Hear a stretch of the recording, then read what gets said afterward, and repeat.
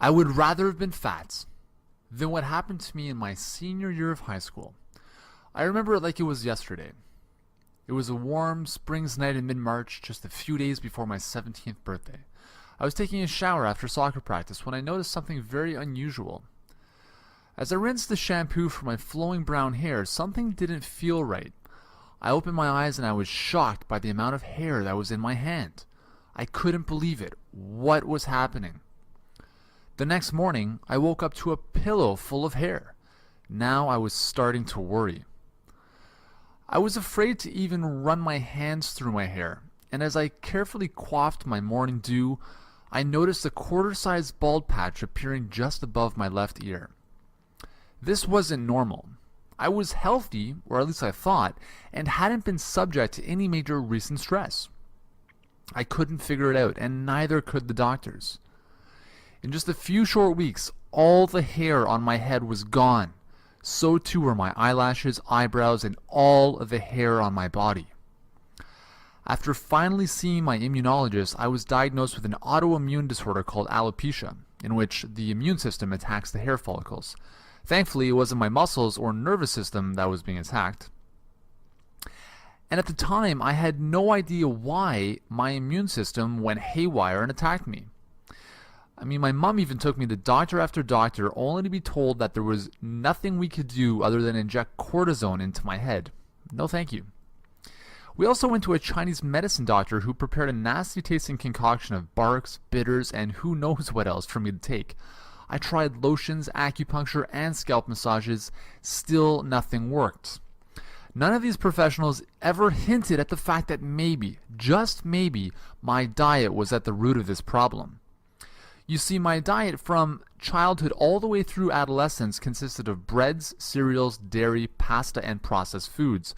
I think the only vegetable I ate was iceberg lettuce, which formed the base of some of the salads my mom used to make.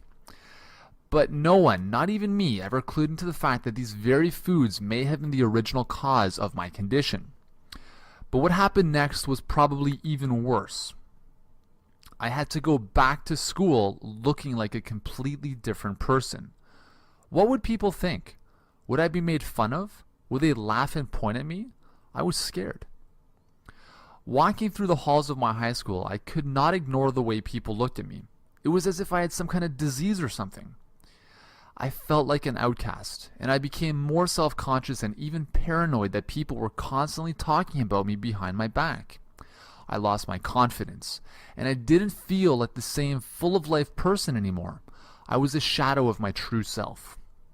And although the hair loss and all the struggles that came along with it were bad, what I personally found worse was that I had no energy, ever. A lack of energy that I would later discover was directly associated with me losing my hair. Who would have thought? Fast forward a few years. I was playing professional soccer in Europe, pursuing my childhood dream, but I couldn't figure out why I was so tired all the time. I was training twice a day, but getting plenty of rest, and still my body was beat. I was stiff, sore, and drained. I had no idea what was going on. My exhausted body demanded naps every afternoon just to get by. My performances started to suffer and my body was breaking down. I had no idea that perhaps my diet was the reason that I not only had zero energy, but also the reason my immune system attacked itself, leading to my hair loss. And the worst part was that I had studied physical education and health at one of the top 20 universities in the world and had taken many nutrition courses. I was eating according to how my sports nutrition textbooks and professors who were dietitians were telling me to eat. Lots of carbs, lots of pasta, blah blah blah. Then I recalled that this wasn't a sudden problem. I had been exhausted ever since I could remember. That's why I'm so passionate about helping you make raw foods an integral part of your diet.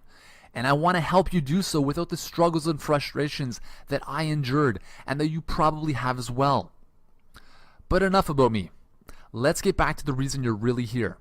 To get and stay raw to the degree that you'd like, so you can finally be healthier, slimmer, and more energetic than you thought possible, and without giving up your life in order to do so. So let's jump into my 3 powerful tips for making an easy transition to raw. Tip number 1. Educate yourself about raw foods, nutrition, and health.